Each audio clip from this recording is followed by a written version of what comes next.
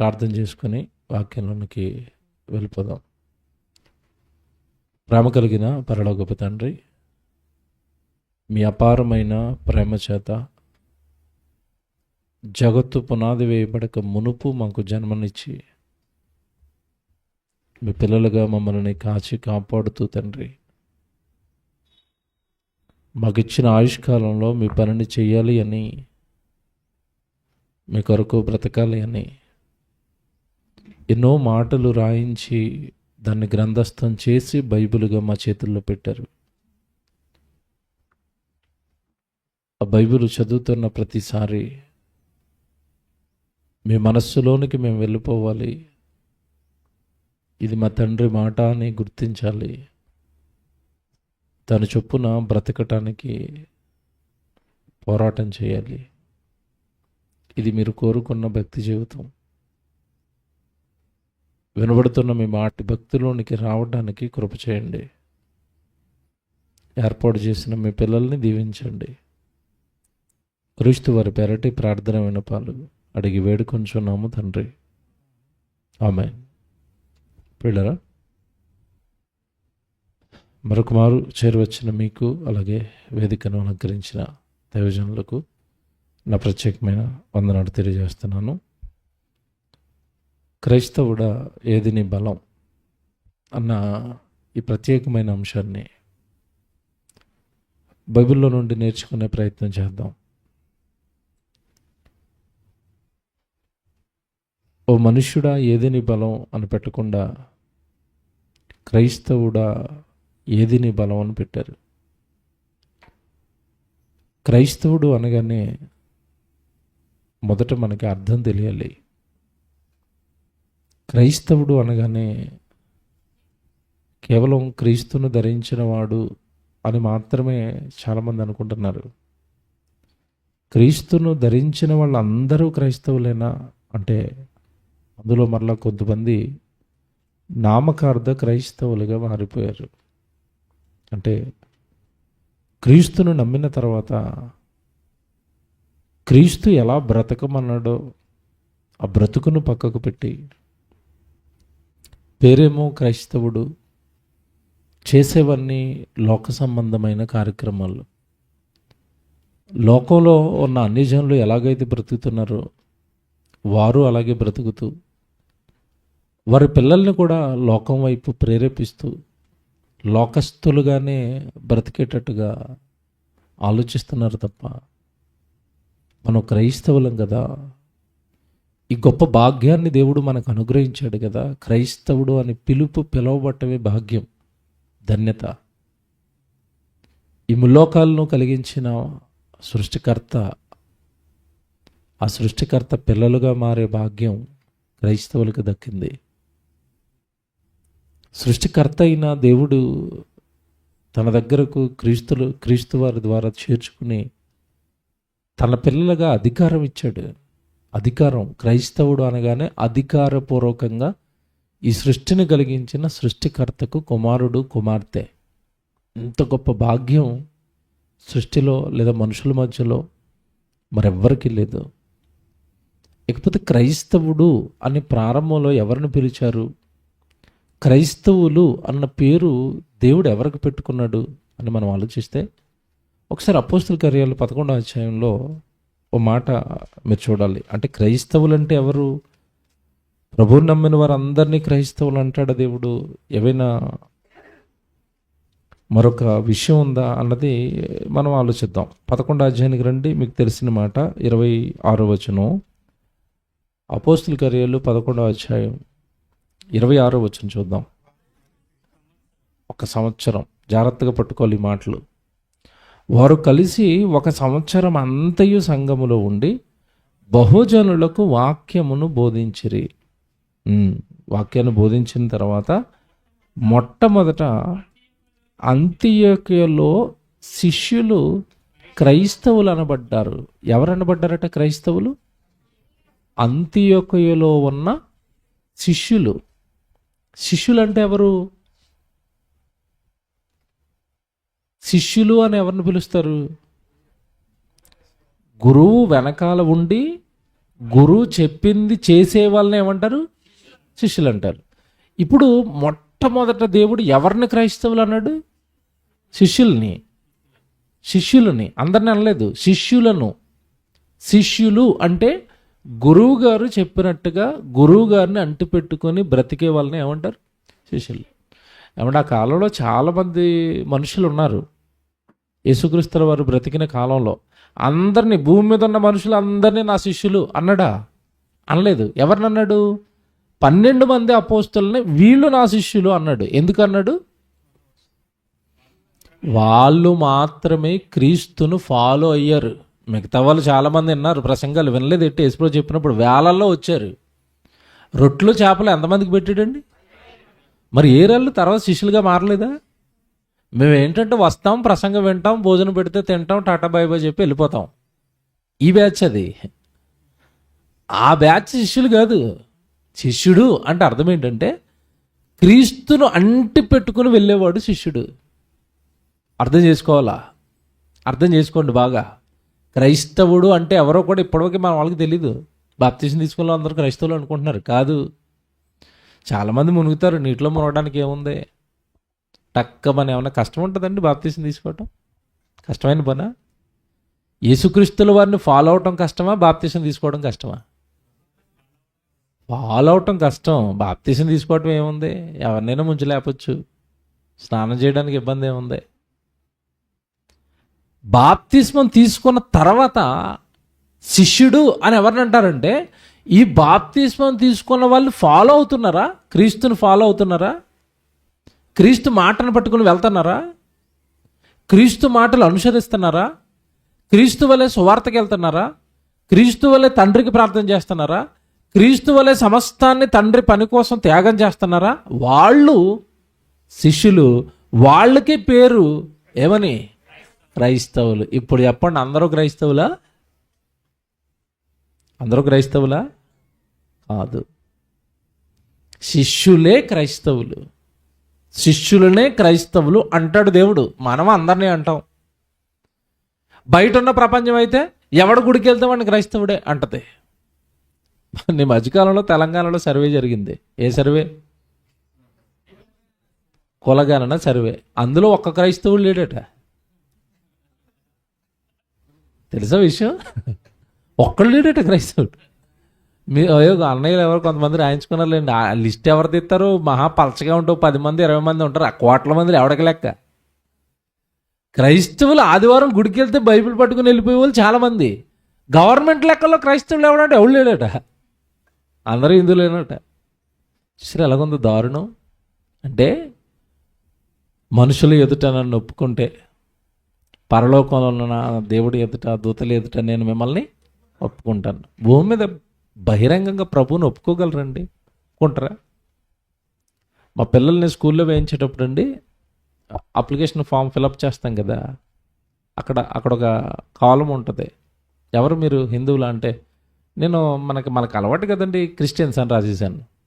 Application principle దగ్గరికి వెళ్ళిన తర్వాత అతను పిలవండి అన్నట్టు నేను వెళ్ళి నిలబడ్డాను. మీరు ఎందుకు క్రిస్టియన్? విషయం ఏంటంటే, నేను జాయిన్ చేసింది క్రిస్టియన్ స్కూల్లో, సెయింట్ పాల్స్ స్కూల్ పేరు. అక్కడ నేను క్రిస్టియన్స్ అని రాస్తే, ఎందుకు రాశారు? ఇలా రాయకూడదు, మీ వాళ్ళు గవర్నమెంట్ జాబులు రావు అంటున్నాడు. నువ్వొద్దు, నీ గవర్నమెంట్ జాబ్ వద్దు, అలాగే రాయి అక్కడ అని చెప్పాను. దేనికి భయపడాలండి క్రైస్తవుడు? నేను చెప్తాను మీరు ఎంత బాగుంటుందంటే, ముందుకెళ్ళేసరికి మన బలం. ఇప్పుడు క్రైస్తవులని పేరు పెట్టుకుంటే రిజర్వేషన్ పోయిద్ది, ఉద్యోగాలు పోతాయి, డబ్బు పోద్ది, అధికారం పోద్ది. వీటి కోసమా మన ప్రభువుని విడిచిపెడతాం? మీరు బాగా ఆలోచించండి. క్రైస్తవుడు అంటే సమస్తాన్ని విడిచిపెట్టి మా ప్రభువే, మా ప్రభును ప్రకటిస్తాం, మా ప్రభు కొరకు బ్రతుకుతామని తిరిగేవాడు శిష్యుడు అవుతాడు. వాడికి పేరు క్రైస్తవుడు. ఇప్పుడు క్రైస్తవుడు దేంట్లో బలవంతుడు కావాలి? క్రైస్తవుడు అంటే ఎవరు? ముందు ఇది మర్చిపోకూడదు మీరు. క్రైస్తవుడు అంటే ఎవరు? శిష్యుడు. శిష్యుడికి ఏ బలం కావాలి ఇప్పుడు? క్రైస్తవుడు అంటే మీరు బండగా గుర్తుపెట్టుకోవాల్సింది ఏంటంటే, యేసు ప్రభుకి శిష్యుడు అండి. యేసు ప్రభు శిష్యుడు దేంట్లో బలవంతుడు కావాలి? సింపుల్, అయిపోయింది. ఇక ప్రార్థన చేసుకుని వెళ్ళిపోవచ్చు మనం. ఇంతే టైటిల్. మీకు అర్థమైందా? నువ్వు నిజంగా క్రైస్తవుడు అయితే, క్రైస్తవుడు అంటే యేసుక్రీస్తుల వారికి నువ్వు శిష్యుడు అయితే, నీ బలం దేంట్లో ఉండాలంటే ఇప్పుడు శిష్యుడు అనగానే వాక్యం చెప్పేవాడు, ప్రకటించేవాడు, నలుగురిని దేవుళ్ళో నిలబెట్టేవాడు, నలుగురిని సంఘానికి నడిపించేవాడు. సో వాడికి బలం దేంట్లో ఉండాలి అంటే వాడు ఏ మార్గాన్ని అయితే ఎంచుకున్నాడో అందులో బలవంతుడై ఉండాలి. ఉదాహరణ చెప్తాను ఇప్పుడు మీకు. నేను క్రికెటర్ని అవ్వాలనుకున్నాను. ఓకే, క్రికెట్ అంటే ఏంటి? వాడు ఈవెన్ బాల్ ఇస్తాడు, నాకు చేతిలో బ్యాట్ ఉంటుంది, చెక్క ముక్క దాన్ని ఇచ్చుకొని కొట్టాలి, అంతే కదండి క్రికెట్ అంటే. ఇప్పుడు నేను క్రికెట్ మార్గాన్ని ఎంచుకున్నప్పుడు నా శరీరం ఎలాగ ఉండాలి? బలంగా ఉండాలి, అంతేనా? నా చేతిలో బలం ఉంటే లాక్ కొడితే సిక్స్ వెళ్తుంది. ఫిట్నెస్, శరీరంలో బలం ఉండాలి. నేను క్రికెట్ని ఎంచుకున్నాను కనుక శరీరంలో బలం ఉండాలి, గట్టి కొడితే బాల్ వెళ్తుంది. అప్పుడు నేను ఎంచుకున్న మార్గాన్ని బట్టి నాకు బలం ఉండాలి. క్రికెట్ ఎంచుకున్నాను కనుక శరీరంలో బలం ఉండాలి. అదే నేను సాఫ్ట్వేర్ ఇంజనీర్ ఫీల్డ్లో ఎన్నుకున్నాను అనుకోండి, నాకెందుకు శరీరంలో బలం? దేంట్లో ఉండాలి బలం? బుర్రలో ఉండాలి. మీకు అర్థమవుతుంది కదా తేడా? క్రికెట్ ఆడాలనుకుంటే శరీరంలో ఉండాలి బలం. చక్కగా సిస్టమ్ ముందు కూర్చొని పని చేసుకోవాలంటే ఇందులో ఉండాలి బలం. నువ్వు ఎన్నుకున్న మార్గాన్ని బట్టి నీ బలాన్ని నువ్వు నిర్దేశించుకోవాలి. నేను క్రికెటర్ని అని చెప్పి ఒంట్లో బలం లేకుండా అలా గ్రౌండ్లోకి వెళ్ళగానే ఇలాగ ఎండకొట్టగానే కింద పడిపోతున్నాడు అనుకోండి, నీరసం వచ్చేసి, క్రికెటర్ అండి పని చేస్తాడండి అంటారా? సెట్ అవడండి. ఫీల్డ్ ఎన్నుకున్నాడు కానీ తగిన బలం ఇతని దగ్గర లేదు. మీకు తెలుసా, అప్పుడప్పుడు క్రికెటర్స్ని మ్యాచ్లో తీసేస్తారు. ఎందుకు తీస్తారు చెప్పండి? ఫిట్నెస్ టెస్ట్లో ఫెయిల్ అయ్యాడు, విన్నారా? ధోని చాలాసార్లు ఫెయిల్ అయ్యాడు ఫిట్నెస్ టెస్ట్లో. ఏమంటే అలాగే కోహ్లీ ఫెయిల్ అయ్యాడు, చాలా సచిన్ టెండూల్కర్ కూడా ఫెయిల్ అయ్యాడు. ఫిట్నెస్ టెస్ట్ అని ఉంటుంది. అంటే నువ్వు గ్రౌండ్లో 10 సార్లు పరిగెట్టి అన్నారు అనుకోండి, 5 సార్లు పరిగెట్టేసరికి నీరసం వచ్చి కూర్చున్నాడు అనుకోండి, వీడిని ఇంటూ తీసేయండి మ్యాచ్లోంచి. ఎందుకంటే అక్కడ ఫిట్నెస్ టెస్ట్ ఎందుకు చేస్తారు అంటే, క్రికెట్ మ్యాచ్ ఆడాలనుకున్నప్పుడు అండి 50 ఓవర్లు గ్రౌండ్లో నిలబడాలి. తెలుసా మీకు? 50 ఓవర్లు అంటే సుమారు 6 గంటల 6 గంటలు నిలబడాలి, 6 గంటలు పరిగెట్టాలి, 6 గంటలు బాల్ ఇసరాలి. ఇటు ఒంట్లో ఇలా ముట్టుకుంటే పడిపోయి కూడా 6 గంటలు ఎక్కడ నుంచి ఉంటాడు అక్కడ గ్రౌండ్లో. కనుక ఇటు ఫెయిల్, తీసేయండి అంటారు అంతే. మీకు అర్థమైందా? ఇప్పుడు నువ్వు పోలీస్ ఆఫీసర్ అవ్వాలనుకున్నావు అనుకోండి, వాడికో బలం ఉండాలి. ఏ బలం ఉండాలంటే పరుగు బలం, వేగంగా పరిగెట్టాలి, లాంగ్ జంప్ చేయాలి. ఎందుకు? దొంగోడు పరిగెడుతుంటే వెనకాల పరిగెట్టడానికి పరుగులో బలం ఉండాలి వీడికి. అందుకే మీరు ఏం చేస్తారంటే, నువ్వు పోలీస్ ఆఫీసర్ కింద సెట్ అవ్వాలి అంటే 5K రన్ అని ఉండేది ఒకప్పుడు, తీశారు ఇప్పుడు. 5K రన్ 5 కిలోమీటర్లు 20 నిమిషాల్లో వెళ్ళాలి. చాలామంది పరిగెట్టి గుండెపోటులో చచ్చిపోతున్నారని మధ్యకాలంలో తీశారు దాన్ని. నేను 5 కిలోమీటర్లు ఎందుకు పరిగెట్టాలంటే, నువ్వు తర్వాత ఎంచుకున్న ఫీల్డ్ పోలీస్ ఆఫీసర్. పోలీస్ అంటే ఏంటి? పని ఏంటి చెప్పండి? దొంగలను పట్టుకోవటం. మరి దొంగోడు గట్టిగా పరిగెట్టి పొట్టేసుకుని ఉన్నాడు అనుకోండి, మీకు అర్థమైందా? పరిగెట్టలేకపోతున్నాడు అనుకోండి, దొంగను పట్టుకుంటాడా?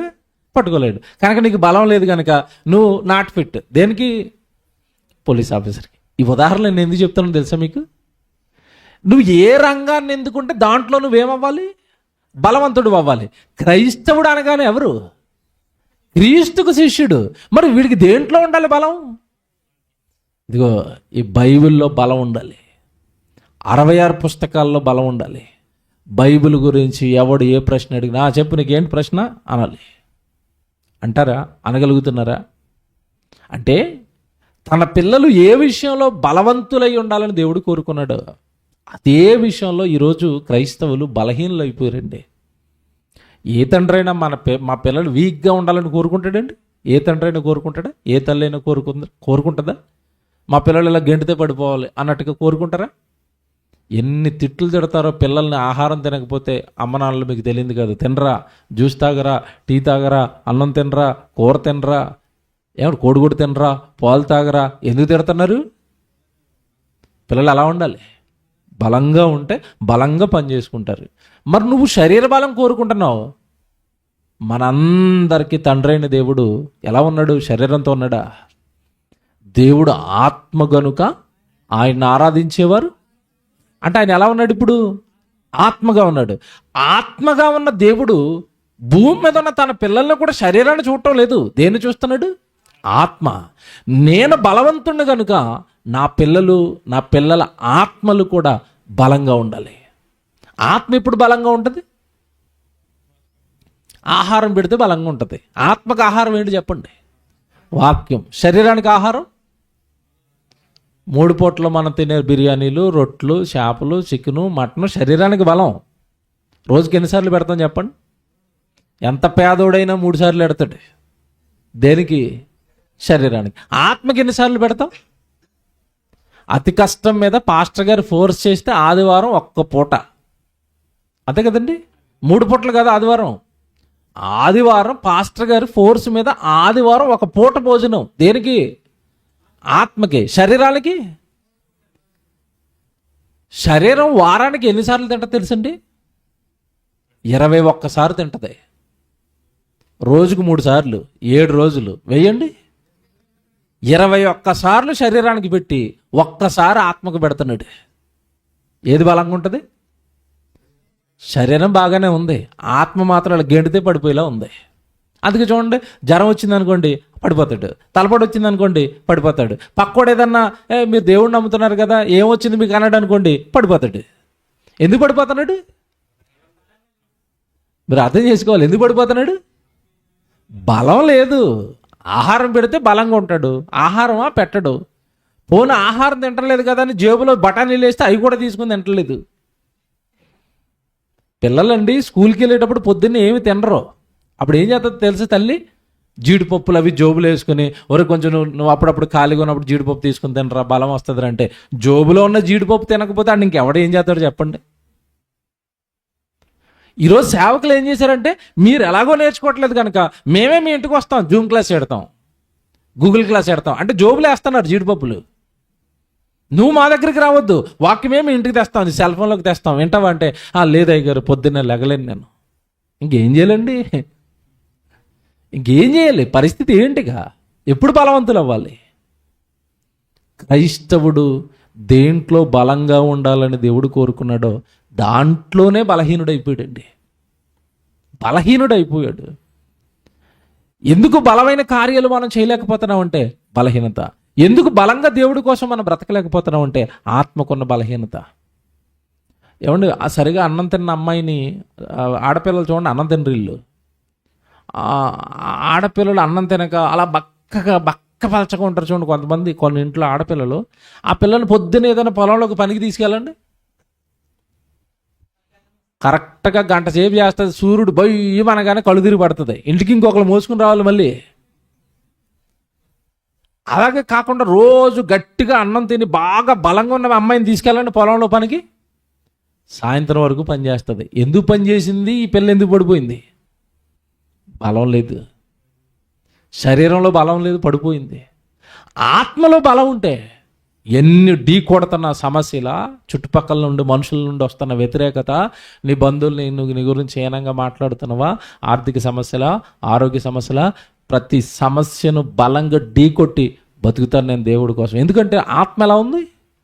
బలంగా ఉంది. పిల్లరా, క్రైస్తవుడు దేంట్లో బలవంతుడు కావాలి అంటే ఆత్మలో బలవంతుడు కావాలి, వాక్యంలో బలవంతుడు కావాలి. కానీ లోకాన్ని చూశాడు క్రైస్తవుడు, చేతుల్లో వాక్యం ఉంది, వాక్యంలో దేవుడు ఏం చెప్పాడో మర్చిపోయాడు, వాక్యంలో దేవుడు ఎలా బతకమన్నాడో మర్చిపోయాడు, వాక్యంలో దేవుడు నువ్వు ఎందులో బలవంతుడిగా ఉండాలని కోరుకున్నాడో కోరికను మర్చిపోయాడు. లోకాన్ని చూశాడు. ఎందుకంటే బైబిల్ చదవడు కదా, లోకాన్ని చూశాడు. లోకాన్ని చూడగానే లోకం దేంట్లో నేను బలంగా ఉండాలని కోరుకుంటా చెప్పండి? లోకం దేంట్లో బలంగా ఉండాలని కోరుకుంటుంది? అంతే. డబ్బు ఉంటే నేను బలవంతుణ్ణి, అధికారం ఉంటే బలవంతుణ్ణి, పొలాలుంటే బలవంతుణ్ణి, అంతే కదండి. 4 ఫ్లోర్ల మేడ ఉందనుకోండి బలవంతుణ్ణి, కార్లుంటే బలవంతుణ్ణి, మెడ మీద 7 వారాల నగలుంటే బలవంతురాల్ని.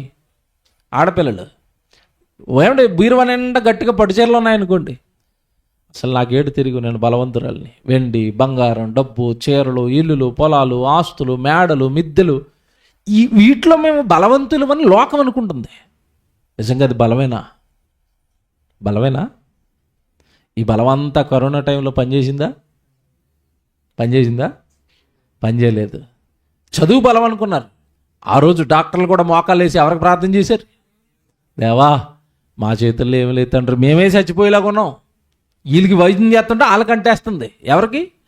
డాక్టర్లకి, వైద్యులకి. వాళ్ళు కూడా ఆ రోజు మోకాలు వేసి మా చదువు పని చేయలేదు తండ్రి, మా విద్య ఏం పని చేయటం లేదు తండ్రి, మా డబ్బు పని చేయటం లేదు తండ్రి, మేము కనిపెట్టిన మందులు పని చేయటం లేదు తండ్రి, మేము చేసే ఇంజక్షన్లు పని చేయటం లేదు తండ్రి. ఇప్పుడు పని చేయవలసింది ఎవరు తండ్రి? మీరు తండ్రి. బలవంత బలహీనమైందా? మనుషులు పేట్రేగిపోతున్నప్పుడు అప్పుడప్పుడు దేవుడు ఏట్రా నీ బలం అని ఆయన దెబ్బ చూపిస్తూ ఉంటాడు. తుఫాన్ వచ్చిందనుకోండి, ఏది బలం? గాలి కొట్టుకుని పోవడమే బలమంతా. ఆయన బలం ముందు ఎవడ బలం అంటే నిలబడుతుంది? మీరు ఎప్పుడైనా బైబిల్ చదువుతున్నప్పుడు బైబిల్ ఎలా చదవాలంటే ప్రతి పదాన్ని ఆలోచిస్తూ చదవాలి. మీరు చాలా సంవత్సరాల నుంచి ఒక వచనం చదువుతారు బైబిల్లో, ప్రతి బర్త్డేకి అదే మెసేజ్ చెప్తారు ప్రతి సేవకుడు. ఏ మెసేజ్ అంటే, కుమారులు యెహోవా అనుగ్రహించు స్వాస్యము, గర్భఫలము యెహోవా ఇచ్చు బహుమానం. అక్కడతో ఆగరు. సత్యవాక్యం తెలిసిన సేవకులు అయితే కింద మాట జ్ఞాపకం చేస్తారు. ఏది?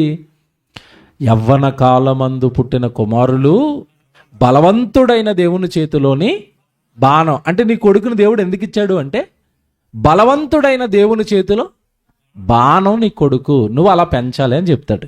అది మీరు చాలాసార్లు విన్నారు కదా, కీర్తన 127:4. యవ్వన కాలమందు పుట్టిన కుమారులు బలవంతుడైన దేవుని చేతిలోని బాణం అన్నాడు. ఇప్పుడు నా వైపు చూడండి, అందరికీ వచనం తెలుసు కదా. బాణం చూసిన వాళ్ళు ఎంతమంది ఉన్నారు? చేయొద్దండి. బాణం నాకు తెలుసు అన్న వాళ్ళు చేయొద్దండి. బాణం నాకు తెలుసు, బాణం ఎలాగుంటుందో ఎలా వాడతారో నాకు తెలుసు అన్న వాళ్ళు చేయొద్దండి. తెలుసు కదా, రైట్, వెరీ గుడ్. బాణం ఉంది. బాణం ఏమంటే సంధించడానికి ఒకటి ఆయుధం ఉంటుంది, విల్లు, అంతే కదండి. ఇప్పుడు యవ్వన కాలమందు పుట్టిన కుమారులు బలవంతుడైన దేవుని చేతిలోని బాణం అంటే, ఒక విల్లులాగా సాగడ తీసి వదిలాడు అంటే అవతలోడికి జంతువు మీదకి వేస్తే జంతువు గుచ్చుకుంటుంది, ఏదైనా టార్గెట్ మీదకి వేస్తే టార్గెట్ని రీచ్ అవుతుంది. ఇప్పుడు నేను జాగ్రత్తగా వినండి, నేను ఒకటి అడుగుతున్నాను.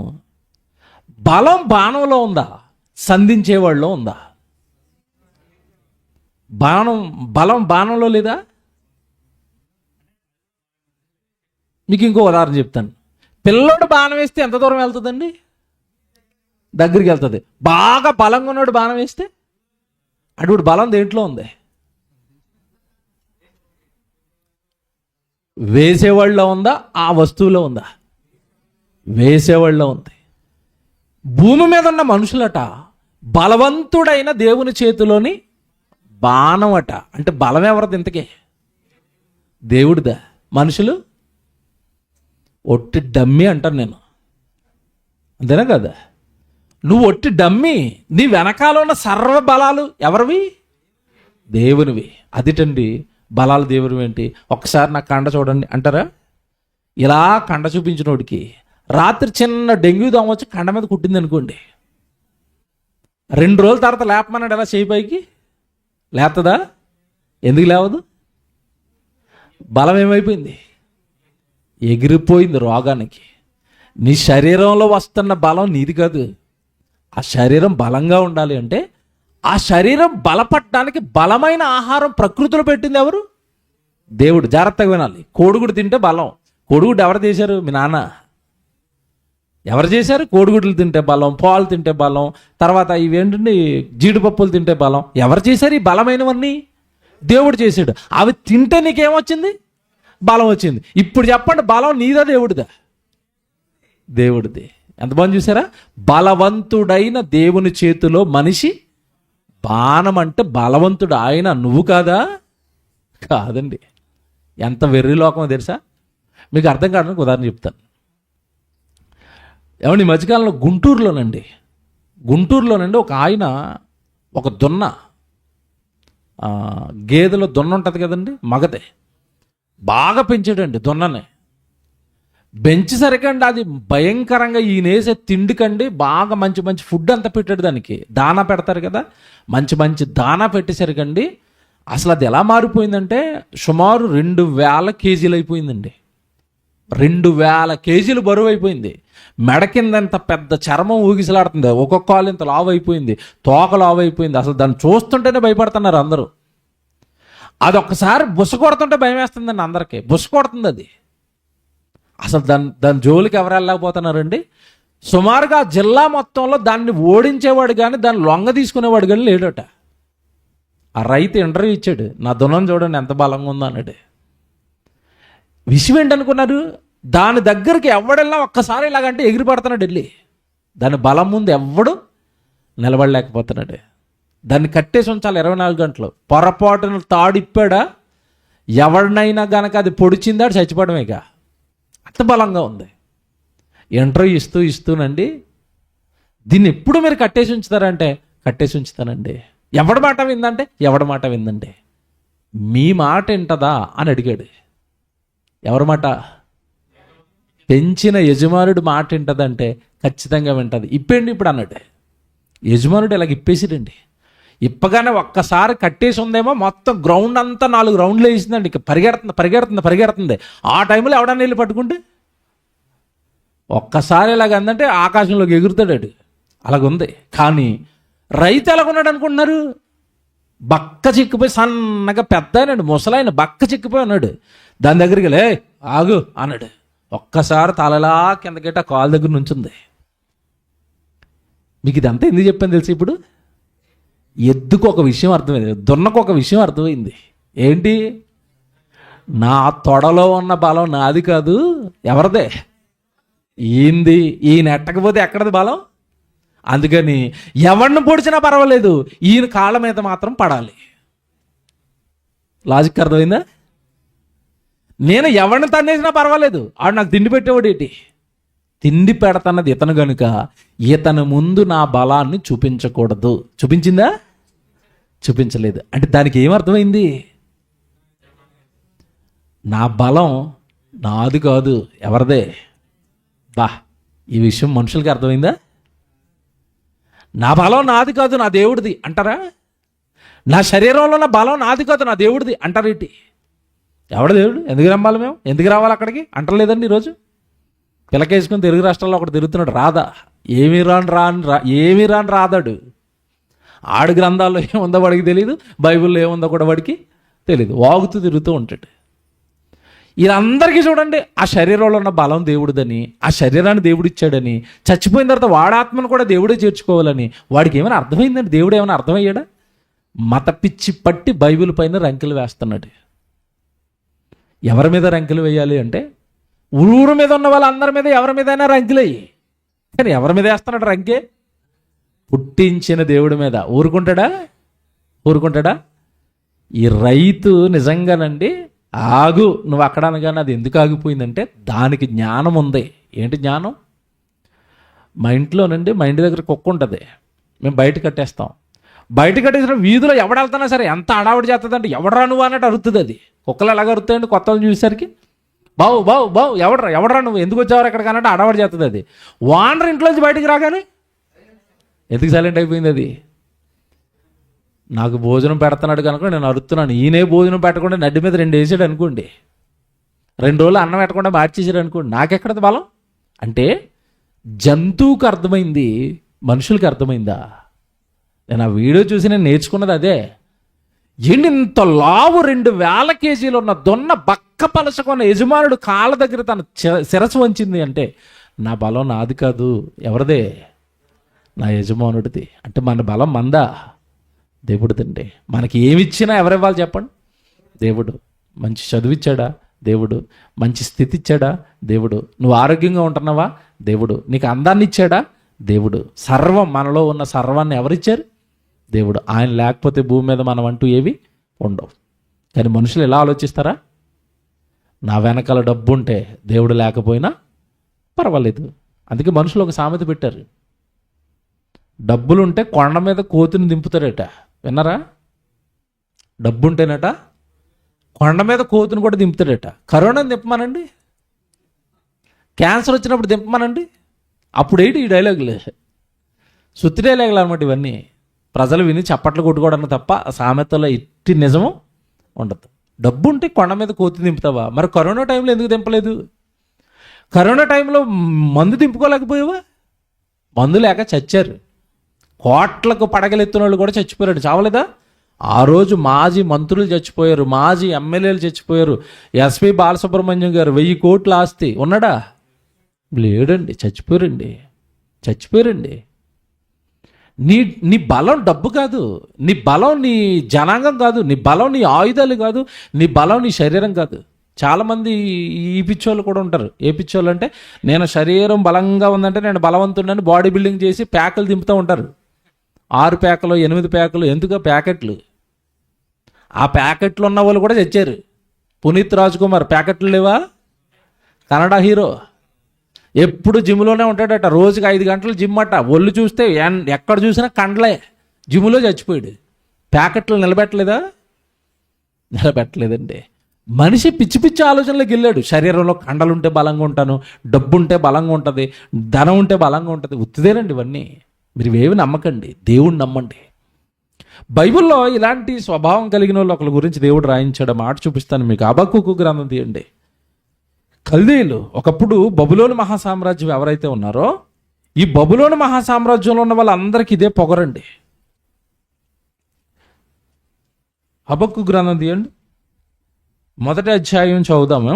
మొదటి అధ్యాయం చదువుదాం, 10వ వచనం చదువుదాం. మొదటి అధ్యాయం 10వ వచనంలో, రాజులను అపహాస్యము చేతురు. ఎవరనుకుంటున్నారు వీళ్ళు? బబులోను మహాసామ్రాజ్యం. మొట్టమొదటి ప్రపంచాన్ని పరిపాలించిన బబులోను మహాసామ్రాజ్యం గురించి చెప్తున్నాడు దేవుడు. చెప్తూ వాళ్ళ స్వభావం ఎలాంటిదో జ్ఞాపకం చేస్తున్నాడు. వాళ్ళు ఎలా ఆలోచిస్తున్నారట?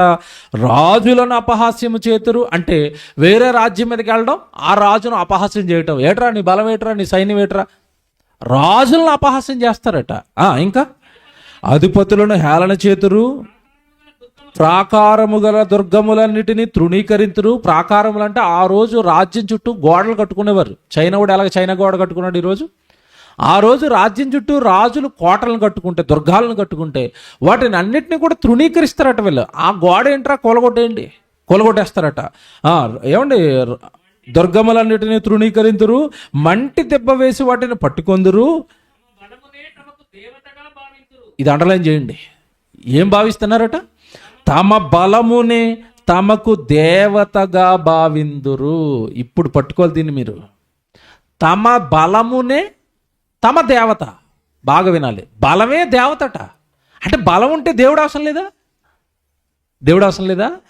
అవసరం లేదు. జాగ్రత్తగా వినాలి. వారి బలమే వాళ్ళకి దేవుడట.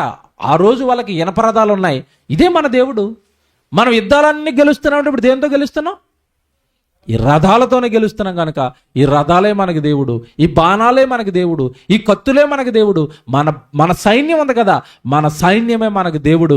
ఈ బలం ఉంటే చాలు, మనకు ఎవరు అవసరం లేదు, దేవుడు అవసరం లేదు. తమ బలమునే తమకు దేవత అంటే అర్థం ఏంటి తెలుసా? దేవత, దేవుడు అంటే కాపాడేవాడు అని అర్థం. ఓకేనా? దేవుడు అనగానే కాపాడేవాడు అని అర్థం. వాళ్ళు దేని దేవుడిగా పెట్టుకున్నారట? బలం. మా బలమే మాకు దేవుడు. మాకు బలం ఉంటే మాకు దేవుడు కూడా. ఇదే మా దేవుడు. ఏమండి, మీరు గ్రామాల్లో మీరు చూసారు లేదో, ఆయుధ పూజ అని ఒక పూజ చేస్తారు హైందవ సోదరులు. వారి విశ్వాసం అది, మనం ఏమంటాం లేదు. కానీ అక్కడ మనం ఆలోచించవలసింది ఏంటంటే, ఆయుధ పూజ ఎందుకు చేస్తారండి? బండ్లకి పూజ చేస్తారు, కొడవలకి పూజ చేస్తారు. ఏమండి, పంటలు కోసే కొడవలు ఉంటాయి కదా, వాటికి పూజ, గుణపాలకు, గడ్డపారలకు పూజ ఎందుకు చేస్తున్నారు? వీటిల్లో బలం ఉండటం వల్ల, వీటి వల్ల మనం బతుకుతున్నాం కనుక ఇవే మనకి దేవుడు. వీటికే మనం ఏం చేయాలి? ఇప్పుడు పూజ చేయాలి. మనిషి ఆలోచన చూసారా? తమ బలమునే తమకు దేవుడిగా భావించుకున్నారట. ఒకప్పుడు కల్దీయుల పరిస్థితి ఇది. మాకు సైన్యం ఉంది కాబట్టి అదే మా బలం. దేవుడు అవసరం లేదా? దేవుడిచ్చే బలం అవసరం లేదా? అవసరం లేదు. ఇలా లోతుగా మీరు ఆలోచిస్తే మనుషులు మోసపోయారు, ఇలాగా మోసపోయారు. కానీ హబక్కూకు ప్రవక్త ఏమన్నాడు తెలుసండి? ఇలా కల్దీయులు ఇలాగ మనుషులు ఇలాగ ఆలోచిస్తుంటే, ఒరే వెర్రివార్లారా, పిచ్చివార్లారా, బలం పంటలో లేదురా, బలం డబ్బులో లేదురా, బలం ఆస్తిలో లేదురా, బలం ఆయుధాల్లో లేదురా, అవేవన్నా వెనకాల దేవుడు లేకపోతే మీరు బలహీనులేరా అన్నాడు. చివరికి వచ్చేయండి 3వ అధ్యాయానికి వచ్చేయండి. 3వ అధ్యాయం 17వ వచనం చూడండి. హబక్కూకు గ్రంథం 3వ అధ్యాయం 17వ వచనం. అంజూరపు చెట్లు పూయకుండినను, ద్రాక్ష చెట్లు ఫలింపకపోయినను, ఒలివ చెట్లు కాపు లేక ఉండినను, చేనిలోని పైరు పంటకు రాకపోయినను, గొర్రెలు దొడ్డిలో లేకపోయినను, సాలలో పశువులు లేకపోయినను, నేను యెహోవా యందు ఆనందించెదను. ఆగండి, ఇలాంటి సిచ్యువేషన్లో ఎవరైనా ఆనందిస్తారా? ఏమన్నా అక్కడ మీరు సందర్భాన్ని బట్టి, అక్కడ ఉన్న సిచ్యువేషన్ని బట్టి అర్థం చేసుకోవాలి. ఆయన ప్రారంభం నుండి ద్రాక్ష పళ్ళ కోసం, ఒలివ చెట్ల కోసం, చేలో పైన కోసం, గొర్రెల దొడ్డు కోసం, సాలలో పశువుల కోసం ఎందుకు మాట్లాడుతున్నాడు అంటే, ఒకప్పుడు వాళ్ళకి ఆస్తులు అవే. ఓకేనా? ఏమండి, ఇప్పుడు మనమైనా సరే 2-3 వెనక్కి వెళ్ళారనుకోండి, మీ తరం, మీ తాతల ముత్తాతల కాలానికి వెళ్ళారనుకోండి, వాళ్ళ ఆస్తులు ఏంటి చెప్పండి మీరు? భూములు, పంట, పొలం, ఎన్ని గేదెలు ఉన్నాయి, ఎన్నో ఆవులు ఉన్నాయి, అంతేనా ఆస్తి? అంతే. ఒకప్పుడు ఇశ్రాయేలు కూడా అదే ఆస్తి, ఆవులు, మేకలు, గొర్రెలు, చేలో పండుతున్న పంట. ఈయనేమంటున్నాడు తెలుసా? ఇదిగో నేను అంజూరపు తోట వేసాను, అది కాయలేదు, అంజూరపు కాయలు లేవు. నెక్స్ట్ ద్రాక్ష తోట వేసాను, అది కాయలేదు, ఫలించలేదు. నెక్స్ట్ ఒలివ తోట వేసాను, ఆ పంట చేతికి రాలేదు. నెక్స్ట్ చేనులోని పైరు పండలేదు, పంట రాలేదు. అయినా గొర్రెల దొడ్లో గొర్రెలేమో లేవు. ఏమంటే తర్వాత పశువుల పాకలో నాకు పశువులు లేవు. అయినను నేను యెహోవా యందు అదిటండి. ఆస్తి లేకపోయినా ఆనందపడతానంటున్నాడు ఏంటి? డబ్బు లేకపోయినా ఆనందపడతానంటున్నాడు ఏంటి? దీనికి ఒక నిజం అర్థమైంది. ఏంటి ఆ నిజం? మనం క్షేమంగా ఉండాలి అన్నా, మనం బ్రతకాలి అన్నా ఉండవలసింది ఆస్తో, పంటో, తిండో కాదు. మన వెనకాల ఉండాల్సింది ఎవరు? దేవుడు. ఉంటే ఆనందంగా ఉంటావా? ఏమంటే మీరు చెప్పడానికి బాగుంటాయండి, అలాగండి అని అనుకుంటున్నారేమో. ప్రాక్టికల్గా నేను ప్రూవ్ చేసి చూపిస్తాను. కరోనా కాలంలో నేను పనికి వెళ్ళిన వాళ్ళు చేయొద్దండి. కరోనా కాలంలో 3 నెలల లాక్డౌన్ అండి. మీరు ఇక్కడ ఈ ఊర్లో ఉన్నారు కనుక మీరు పొలం పనికి పోయారు. సిటీలో మా పరిస్థితి ఏంటి చెప్పండి? పోలీసు వాళ్ళు అక్కడికక్కడ గేట్లు వేసి కట్టేశారు. 3 నెలలు 3 నెలలు మనం పని చేయకపోయినా బతికామా లేదా? బతికేవా, చచ్చిపోయావా? కరోనా కాలంలో తినలేక చచ్చిపోయారు. ఒక్క వారం తిన్నారా? వినలేదు. మరి పని చేయకపోయినా ప్రపంచం మొత్తాన్ని ఆ కాలంలో బ్రతికించింది ఎవరు? మేము ఆకలితో ఉండిపోయామన్న వాళ్ళు చేయొద్దని ఇక్కడ ఎవరైనా కూర్చుంటే ఎవడు లేడు. ఒకవేళ ఎవడైనా ఆకలితో ఉన్నా డబ్బున్నవాడు ఆ రోజు పట్టుకొచ్చి ఆహారం పెట్టాడు. పెట్టలేదా? పెట్టాడు. అంటే వాళ్ళని పంచిపెట్టమని చెప్పింది ఎవరు చెప్పండి? దేవుడు. ఎవరినైనా ఆకలితో ఉంచాడా? ఉంచలేదు. మరి ప్రపంచం మొత్తం పని చేయకుండా ఆకలిపోయినా ఆకలి తీరిందా? తీరింది. ఎలా తీరింది? ఇలాంటి కాలం, కరువు కాలం ఒకటి వస్తుందని తెలిసి దేవుడు ముందుగానే ఆహారాన్ని సిద్ధం చేసి ప్రకృతిలో పెట్టేశాడు. ఆయన పెట్టబట్టి మనం తిన్నాం. అర్థమైందా? అండ్ మీరు బాధపడండి అంటే, రైతులు ఎవరైనా ఉంటే బాధపడకండి. జై కిసాన్, జై జవాన్. ఎందుకు కిసాన్కి జై, జవాన్కి జై? జవాన్కి ఎందుకు జై కొట్టారు చెప్పండి? ఆయనే మరి కిసాన్ అంటే రైతండి. ఆయన వల్లే మేము బతుకుతున్నామండి. మరి ఆయన పండించబట్టే మా ఆకలి తీరుతుందండి. ఏంటి రైతేనండి వ్యవసాయం చేస్తున్నది? దేవుడా? నాకు అర్థం అవ్వలేదు. రైతు వ్యవసాయం చేస్తాడా? నేను అడుగుతున్నాను. నీళ్ళు పడలేదు, వర్షాలు పడలేదు 3 సంవత్సరాలు. వెళ్ళమనండి జై జవాన్, వెళ్ళమనండి పొలానికి. జై కిసాన్ వెళ్ళమనండి పొలానికి. 3 సంవత్సరాలు వర్షం లేదండి. ఏడు కిసాను ఆకాశం వైపు చూస్తాడు. ఎవరి కోసం? కోచు బాబు, నువ్వు వర్షం వేస్తేనండి పంట పడితే మా వాళ్ళు నా కోసం చాలామంది జై కొడితే వెనకాల తిరుగుతున్నారు, అలా ఆకలి తీరుతుంది. వర్షం లేకపోతే నువ్వు జై కొట్టిన కిసాన్ కూడా ఎవరి వైపు చూడాలి? దేవుని వైపు చూడాలి. ఇంకోటి చెప్పనా? వ్యవసాయం అంటే ఏంటో తెలుసా? చదువుకున్న పిల్లలకు తెలుసు. పంట ఎలా పండుద్ది, ఆహారం ఎలా పుడుతుంది మొక్కలో? భూమిలో రైతు వేసిన విత్తనం చచ్చిపోవాలి. చచ్చిపోయింది భూమిలో పడి. చచ్చిపోయిన విత్తనానికి మొలక మొలిపించవలసింది ఎవరు? నువ్వా? దేవుడు ఇవ్వాలి. ఓకే, నువ్వే మొలిపించేసావు అనుకుందాం. లేదా కొంతమంది ఈ తింగరోళ్ళు ఏమంటారంటే, నాస్తికులు, మేము దేవుడిని నమ్మనన్న వాళ్ళు, భూమికి ఆ గుణం ఉంది అంటాడు. ఓరే బాబు, నిజమే, భూమికి గుణం ఉంది, పంట మొక్క ఇచ్చేసింది. నువ్వు వేసింది ఎన్ని గింజలు వేసావు? అక్కడ ఆ మొక్క రావడానికి ఎన్ని గింజలు వేసావు? 1 గింజ. 1 గింజ వేస్తే మొలిసిన మొక్క 1 గింజే కాసింది అనుకోండి. ఎవడైనా వ్యవసాయం చేస్తాడండి? ఒకటే ఎత్తుంటే ఒకటే కాస్తుంది. వ్యవసాయం చేస్తారా? చెయ్యరు. నువ్వు ఒకటేసావు, ఎన్ని గింజలు కాసింది? 100 గింజలు కాసింది. 1 గింజను 100 గింజలు చేసింది ఎవరైనా అడుగుతాను నేను. రైతా? ఏం తెలుసండి? వేసి పడుకున్నాడు ఇంట్లో, నీళ్ళు ఎట్టేసి, రాత్రి మందులు కొట్టేసి పడుకున్నాడు. 1 గింజను 100 గింజలు చేసింది రైతు కాదు, దేవుడు. ఇంకా చెప్పనా మీకు అర్థమయ్యేటట్టుగా? పిల్లలకి తెలుసు. ఆహారం పుట్టాలి అంటే కిరణజన్య సంయోగక క్రియ అని ఒకటి జరుగుతుంది. చదువుకున్న పిల్లలకు తెలుసు. అంటే మొక్కలో ఆహారం పుట్టాలి అంటే ఆ మొక్క మీద సూర్యకిరణాలు పడాలి, సూర్యరశ్మి పడాలి, సూర్యుడు ఉదయించాలి. సూర్యుడు వేడి పడితేనే ఆ కిరణాలు మొక్క మీద పడితేనే మొక్కలో ఏం పుడుతుంది? ఆహారం పుడుతుంది. అందుకే చూడండి, రైతులు పొలం కట్టున ఏదైనా పెద్ద చెట్టు మొలిసిపోయి, పెద్ద చెట్టు ఒకటి మొలిసిపోయి ఆ చెట్టు నీడ పొలం మీద పడుతుంది అనుకోండి, చెట్టు నరికేస్తారు. ఎందుకు నరికారు అడగండి. అది అంటే పంట రావాలంటే నువ్వు మొక్కలైతే సరిపోదు, పైన ఏముండాలా? సూర్యుడు ఉండాలి. సూర్యుడిని ఏ రైతు మండిస్తున్నాడు? ఇప్పుడు జై కిసాన్ అనాలా, జై గాడ్ అనాలా? అంటాడండి ఎవడైనా? సూర్యుడు ఇచ్చింది ఆయన, నీళ్ళు ఇచ్చింది ఆయన, విత్తనాలు ఇచ్చింది ఆయన, ఒక విత్తనాన్ని 100 విత్తనాలు చేసింది ఆయన. ఎవరండి అంటారు? ఈ విషయం ఈ భక్తుడికి తెలిసింది. భక్తుడికి తెలిసింది. పంట లేకపోయినా, నీళ్ళు లేకపోయినా, ఏమండి ఎన్ని రకాల పంటలు లేకపోయినా, గొర్రెలు లేకపోయినా, ఏమి లేకపోయినా యెహోవా యందు నేను ఏం చేస్తాను? ఆనందిస్తాను. ఎందుకు ఆనందిస్తాడంటే పంట పండకపోయినా నా కడుపు నింపగలిగే శక్తి ఎవరికి ఉంది? దేవుడికి ఉంది. నింపాడా బైబిల్లో? నింపాడు. ఎవరికి నింపాడు? ఏలియాకి నింపాడు. మీకు తెలుసు కదండి ఏలియాకి, చెప్తాను తమ్ముడు. ఏలియాకి నింపాడు. ఎలా నింపాడు? ఆ రోజు ఆహాబును శపిస్తే వర్షం పడకుండా రాజ్యం అంతా వర్షం పడలేదు. 3.5 సంవత్సరాలు కరువు వచ్చేసింది, ఎవరికి తినలేదు. కానీ ఏలియాకి మాత్రం దేవుడు అడుగుతున్నాడు, ఏటినైనా నీ మెనూ ఏంటి, మరి వెజ్ తింటావా నాన్ వెజ్ తింటావా అంటే, ఆల్వేస్ మరి సేవకులం కదా తండ్రి, మొక్క అలవాటు అయిపోయింది. నాన్ వెజ్కా? నాన్ వెజ్, ఓకే ఆర్డర్ వేస్తాను. ఎట్లకి?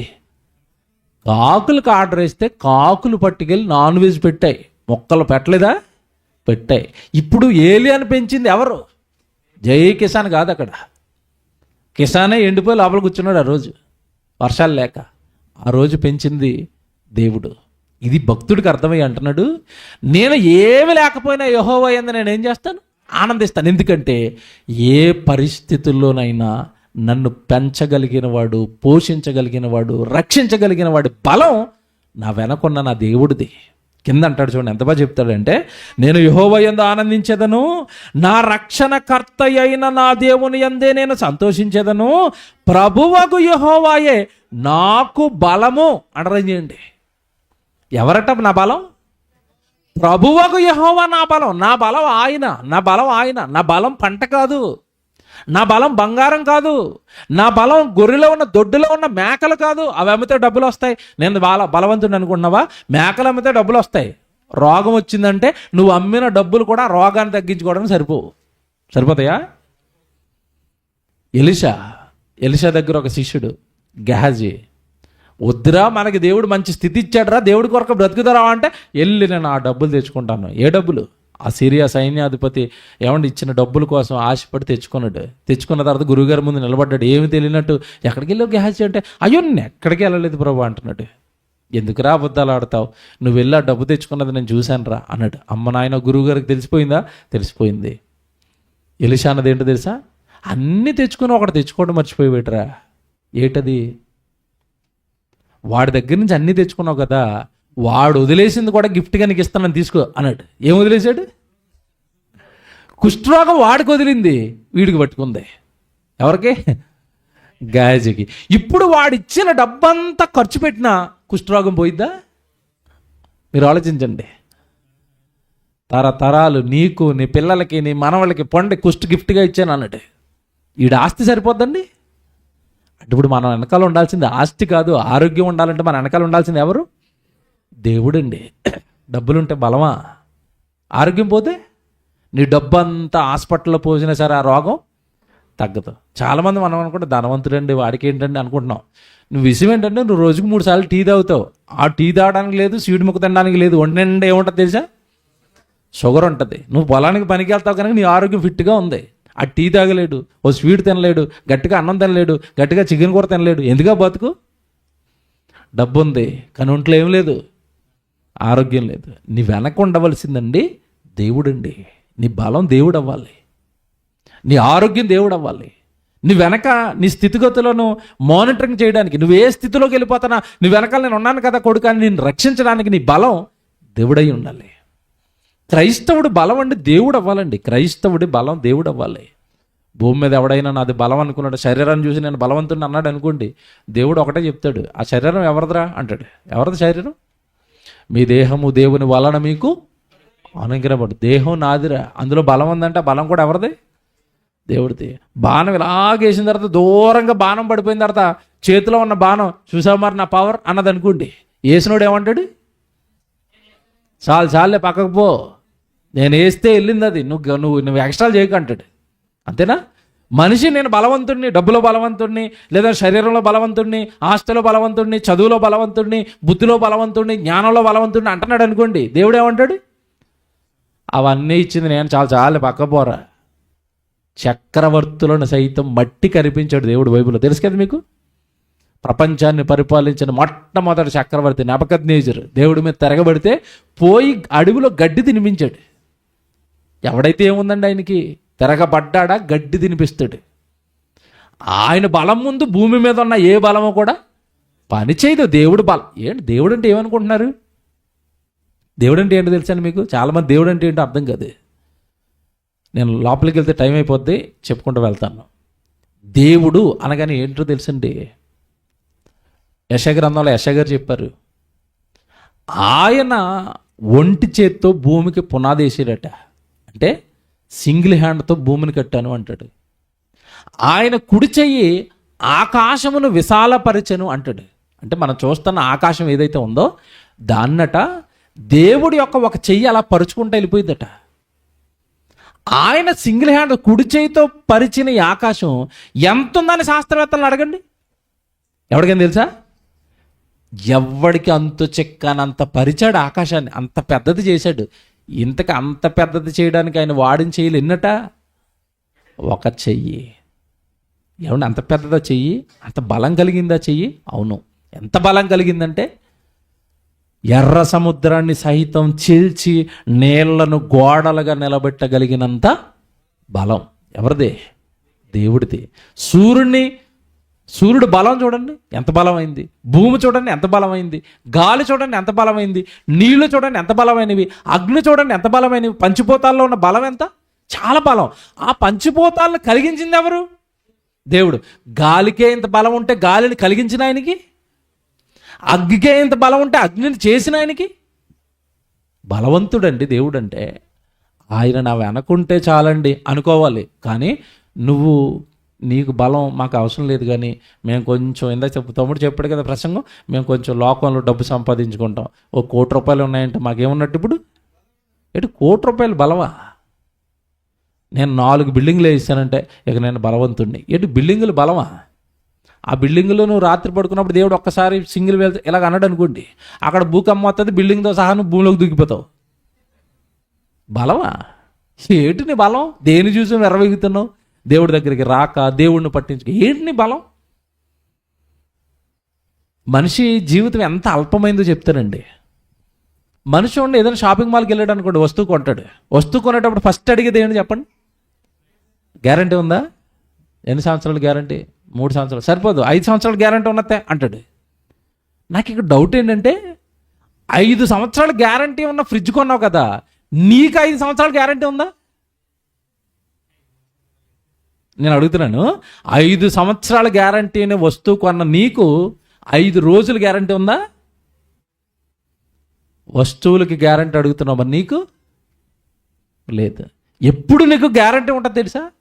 నీ వెనక దేవుడు ఉంటే నీకు గ్యారంటీ ఉంటుంది.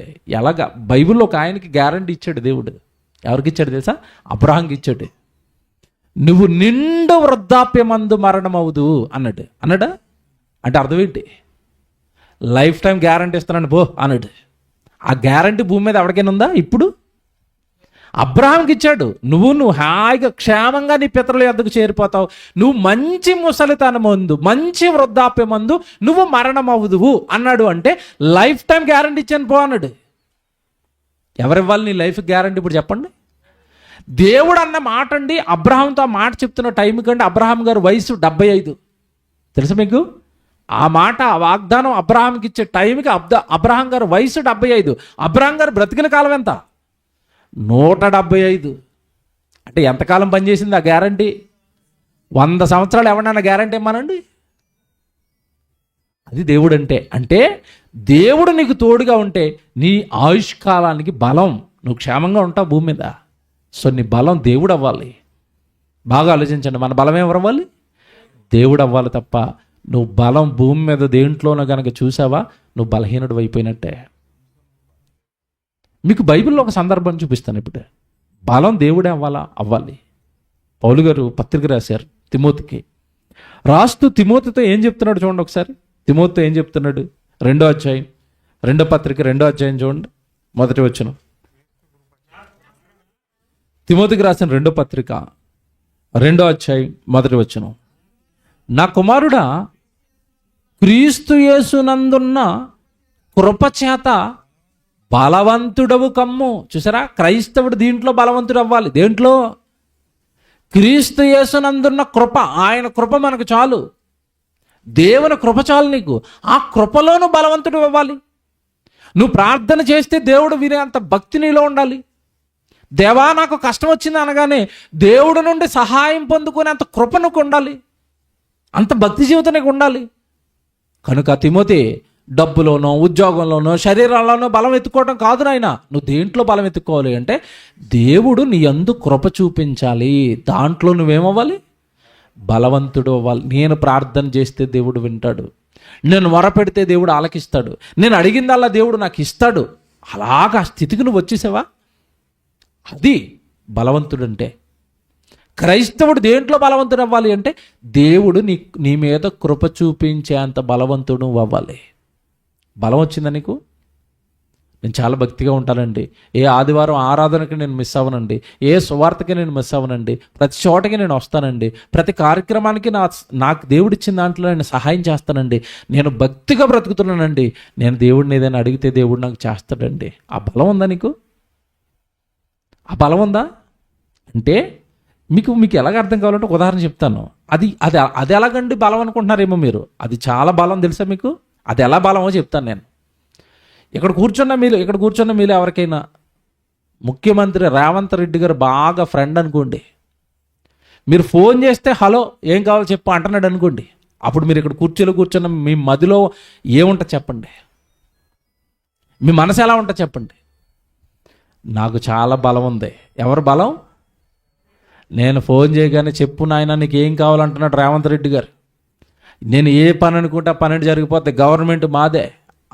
అలాగా ఫ్రెండ్స్ ఉన్నవాళ్ళు, అలా పెద్ద స్థానంలో ఫ్రెండ్ ఉన్నవాడు ఏమంటే చక్కగా వచ్చి అలా కుర్చీలో కూర్చొని వాక్యం వింటాడా? విండో. ఎందుకు విండో? నా వెనకాల ఎవరున్నారు? నేను ఫోన్ చేస్తే రేవంత్ రెడ్డి ఫోన్ ఎత్తి నువ్వేంటి నాతో మాట్లాడుతున్నావు అంటాడు. అంటే ఇప్పుడు బలం ఎవరయ్యారు? ఇప్పుడు ముఖ్యమంత్రి. ఒక ముఖ్యమంత్రి అతను వెనకాల ఉంటేనే అతను అంత బలంగా ఉంటే, ముఖ్యమంత్రి పీఠాన్ని తయారు చేసింది ఎవరు చెప్పండి? ఎవరు? అదేటండి దేవుడు తయారు చేయటం ఏంటండి? తెలంగాణ అయిపోయిన తర్వాత అసెంబ్లీ కేసీఆర్ గారు కట్టారు అనుకుంటున్నారేమో. తెలంగాణ రాష్ట్రం ఉంటే రాష్ట్రానికి ముఖ్యమంత్రి ఉంటాడు. రాష్ట్రం చేసింది ఎవరైనా అడుగుతున్నాను నేను. ఆంధ్ర రాష్ట్రం ఉంటే ఆంధ్రానికి ముఖ్యమంత్రి, గుజరాత్ రాష్ట్రం ఉంటే గుజరాత్కి ముఖ్యమంత్రి. అసలు ఈ రాష్ట్రాలను, దేశాలను, భూమిని కలిగించింది ఎవరు? దేవుడు కలిగించాడు. అంతే కదండి. ఇప్పుడు ముఖ్యమంత్రిని ఫోన్ ఎత్తుతానే నీకు ఎంత బలం అంటే, ఈ ముఖ్యమంత్రులు అందరూ పాలిస్తానే పీఠాలన్నింటినీ కలిగించిన సృష్టికర్త చెప్పునైనా ఏటు ప్రార్థన చేసావు అన్నాడు అనుకోండి, ఎలాగుంటుంది నీకు? ఇప్పుడు అర్థమైందా పౌలు గారి మాట? నాయన నువ్వు క్రీస్తు యేసునందున్న కృపలో నువ్వేమవ్వాలి? బలవంతుడు అవ్వాలి. అంటే అర్థం ఏంటంటే నీ వెనక ఆయన ఉండాలి. నీకేం కావాలో చెప్పు. నువ్వు సువార్తకి వెళ్తున్నావా? చెప్పునైనా ఆ సభను సఫలం చేసేది నేనే అనాలి. అంటాడా? ఆ స్థితికి నువ్వు రావాలి. అంటే ఇప్పుడు క్రైస్తవుడు నిరంతరము బలవంతుడు అవ్వడానికి ప్రయత్నించాల్సింది దేంట్లో అంటే దేవుని కృప నా మీద ఉండాలి, దేవుడు నాకు తోడుగా ఉండాలి, దేవుడు నా కష్టంలో తోడుగా ఉండాలి, నా శ్రమలో తోడుగా ఉండాలి, నా కుటుంబానికి తోడుగా ఉండాలి, నా పిల్లలకి తోడుగా ఉండాలి, నాకు తోడుగా ఉండాలి, నా సమస్త విషయాల్లో దేవుడు సహాయం నాకు అందాలి. అట్టి కృపలో నేనేమవ్వాలి? బలవంతుడు అవ్వాలి. క్రైస్తవుడు దేంట్లో బలవంతుడు అవ్వాలి అంటే ఉద్యోగం, డబ్బు, వ్యాపారం, నథింగ్ అండి. ఇవన్నీ 60-70 ఏళ్ళు శరీరానికి ఉపయోగపడేవి మాత్రమే. ఇవి నీ ఆత్మను కాపాడలేవు, నీకు పరలోకాన్ని ఇవ్వలేవు, భూమి మీద నీ క్షేమాన్ని కూడా ఇవ్వలేవు. ఇస్తాయా? ఇవ్వలేవండి. కనుక మీరు లోతుగా ఆలోచిస్తుంటే క్రైస్తవుడు బలవంతుడు కావాల్సింది దేవుని కృపలో. అలాగే ఎప్పుడు దేవుడి కృప నీ మీద అమితంగా ఉంటుందంటే నీలో వాక్యం ఉన్నప్పుడు, ఆ వాక్యానుసారంగా నువ్వు బ్రతుకుతున్నప్పుడు. యోహాను గారు రాసిన 2వ పత్రిక మీరు చూడండి, మొదటి పత్రిక. యోహాను గారు రాసిన మొదటి పత్రిక 2వ అధ్యాయం 14 వచనం చూడండి. యోహాను గారు రాసిన మొదటి పత్రిక 2వ అధ్యాయం 14 వచనం. చిన్నపిల్లలారా, మీరు తండ్రిని ఎరిగి ఉన్నారు గనుక మీకు వ్రాయుచున్నాను. తండ్రులారా, మీరు ఆది నుండి ఉన్నవాడిని ఎరిగి ఉన్నారు గనుక నేను మీకు వ్రాయుచున్నాను. యవనస్తులారా, మీరు బలవంతులు. చూసారండి, దేవుని వాక్యము మీ యందు నిలుచుచున్నది. దేవుని వాక్యము మీ యందు నిలుచుచున్నది. మీరు బలవంతులు, దేవుని వాక్యము మీ యందు. అంటే ఇప్పుడు ఎవరు బలవంతులు చెప్పండి బైబిల్ ప్రకారం? దేవుని వాక్యము ఎవరిలో నిలుస్తుందో వాళ్ళు బలవంతులు. నిలవటం అంటే దేవుడు అక్కడ, మీరు జాగ్రత్తగా పట్టుకోవాలి, బైబిల్లో ఉన్న వచ్చిన పదాలు పట్టుకోవాలంటారు. నేనంతే. దేవుని వాక్యము ఎవరి యందు నిలుస్తుందో వాడు బలవంతుడు. విన్న వాళ్ళందరూ బలవంతులా? విన్నది నిలవాలి కదా. మీకు అర్థమైందా? విన్న వాక్యం నిలబడాలి కదా. మీకు అర్థం కావడానికి ఉదాహరణ చెప్తాను. వర్షాకాలం అంతా వర్షం పడుతుందండి. మనకి పడ్డ వర్షం సంవత్సరం అంతా మనం వాడుకోవాలనుకోండి. పడ్డ వర్షాన్ని మనం ఏం చేయాలి? నిల్వ చేయాలి. నిల్వ చేయాలంటే ఒక పెద్ద చెరువు ఉండాలి, లేదంటే డ్యామ్ ఉండాలి. ఆ డ్యామ్ ఉంటే, చెరువు ఉంటే పడ్డ నీళ్లు ఆ డ్యాములో కానీ చెరువులో కానీ ఏమవుతాయి? నిలుస్తాయి. అవి ఎప్పుడైతే నీళ్లు నిలిచాయో మరలా వర్షాకాలం వచ్చుకునేంత వరకు కూడా ఆ నీళ్లతో మనం పంటలు పండించుకోవచ్చు, త్రాగొచ్చు, మన అవసరాలకి మనం వాడుకోవచ్చు. వర్షం పడటం ఎంత ముఖ్యమో పడ్డ వర్షం నిలవుంచుకోవడానికి డ్యాములు కానీ చెరువులు కానీ నిర్మించడం కూడా అంతే ముఖ్యం. అవి ఉంటేనే నీళ్ళు ఏమవుతాయి? నిలుస్తాయి. మరి వాక్యం నిలవాలి అంటే, వాక్యం నిలబడేది ఎక్కడంటే హృదయంలో. హృదయంలో వాక్యం నిలబడాలి అంటే హృదయానికి నువ్వు డ్యామ్ కట్టాలి. కట్టేవా? హృదయానికి ఏమన్నా కట్టడలు కట్టారా? ఎక్కడ కడతాం? పులోమని ఆదివారం ప్రసంగం వేస్తాం, సోమవారం బయటికి వెళ్ళి జబర్దస్త్, మొగల రేకులు అన్నీ వేస్తున్నాం లోపల. ఇంకెక్కడ నిలబడతాయి? కొట్టుకుని పోతున్నాయి అన్నీ. మీకు అర్థమైందా? ఆదివారం ఒక్క పూట గంట సేపు ప్రసంగం వేసి సోమవారం నుంచి శనివారం వరకు లోకంలో అన్నీ లోపలేస్తుంటాయి. హృదయంలో వాక్యం నిలుస్తుందా? విన్నవాడు కాదు బలవంతుడు, విన్న ప్రసంగాన్ని నిలబెడుతున్నావా? పుస్తకం మీద బాగా నోట్సులు పెట్టి రాసుకుంటున్నావా? ఆ రాసుకున్న ప్రసంగాన్ని ఇంటికి వెళ్ళి మళ్ళీ ధ్యానిస్తున్నావా? మళ్ళీ చదువుకుంటున్నావా? ఎవరికైనా చెప్పడానికి ప్రయత్నిస్తున్నావా? అమ్మో మంచి ప్రసంగం అండి, ఏది నీ బలం అని చెప్పారు, ఆ బలం ఏది అంటే నేను నిద్రలోంచి లేపి అడిగినా చెబుతానని చెప్పబడుతున్న ప్రసంగాలన్నీ హృదయంలో పెట్టుకుంటున్నావా? నిలుస్తున్నాయా? అలా దేవుని వాక్యము ఎవరి హృదయము అందు నిలుస్తుందో వాడేమవుతాడట? బలవంతుడు. ఇప్పుడు చెప్పండి, దేవుడి దృష్టికి ఎవరు బలవంతులు? క్రైస్తవుడు దేంట్లో బలవంతుడు అవ్వాలి అంటే వాక్యంలో. వాక్యం ఉన్నవాడు బలవంతుడండి. తెలుసా మీకు? లోకంలో సమస్యలు వచ్చాయనుకోండి, ఇరుకులు వచ్చాయనుకోండి, ఇబ్బందులు వచ్చాయనుకోండి, ఈరోజు మొత్తం మనుషులందరికీ ఒక ఫ్యాషన్ అయిపోయింది. ఏంటి ఫ్యాషన్ అంటే? సూసైడ్. నేను చచ్చిపోతాను, నా కుటుంబంలో పరిస్థితులు బాగలేదు, చచ్చిపోతాను, అప్పులో ఎక్కువైపోయారు, చచ్చిపోతాను, రోగం ఎక్కువైపోయింది, చచ్చిపోతాను, మా ఆయన తిట్టేశాడు, చచ్చిపోతాను, పక్కింటి ఆవిడ ఏదో ఒక మాట అన్నది, చచ్చిపోతాను, పరీక్షల్లో ఫెయిల్ అయ్యాను, చచ్చిపోతాను, ఉద్యోగం రాలేదు, చచ్చిపోతాను, నన్ను ఒక అమ్మాయి రిజెక్ట్ చేసింది, చచ్చిపోతాను. ఏమంటే ఎందుకు చచ్చిపోయారు వీళ్ళంతా అంటే పిరుకోళ్ళు. బలం లేదు లోపల. ఏ బలం లేదు? అదే సూసైడ్ చేసుకుంటున్న వాడికి మీరు కూర్చోబెట్టి కౌన్సిలింగ్ చేసి గంట సేపు వాక్యం చెప్పండి, అరే పరలోకమందున్న దేవుని కుమారుడు రా నువ్వు, దేవుడు జగత్తు పునాది వేయబడక మునుపు నిన్ను కన్నాడురా, ఈ జీవితం గురించి దేవుడు చాలా కలలు కన్నాడురా. ఒక్కసారి నీ జీవితంలో దేవుడికి స్థానం ఇచ్చి చూడు, నీ సమస్యను పటాపంచలు చేస్తాడు. ఈ వాక్యం వాడి గుండెల్లో నింపండి, అప్పుడు వాడికి ఏమొస్తుంది? ధైర్యం వస్తుంది, బలం వస్తుంది. ఓహో, నా వెనకాల ఎవరున్నారు? దేవుడు ఉన్నాడు. ఇది చెప్పకే కదండి పిల్లలు చచ్చిపోతున్నారు సూసైడ్లు చేసుకుని ఈరోజు. కనుక ప్రతి సమస్యకు పరిష్కారం వాక్యం. భూమి మీద మనుషులు బలవంతులై ప్రతి సమస్యను ఎదిరించి ప్రతి ఇబ్బందిని ఎదిరించి వాళ్ళు నిలబడి దేవుడి చిత్తాన్ని, దేవుడి ఇష్టాన్ని భూమి మీద నెరవేర్చాలి అంటే వాళ్ళు ముందు అర్జెంటుగా వాక్యంలో ఏమవ్వాలి? బలవంతులుగా మారాలి. క్రైస్తవుడు బలవంతుడిగా వాక్యంలో మారాలి. ఓకే.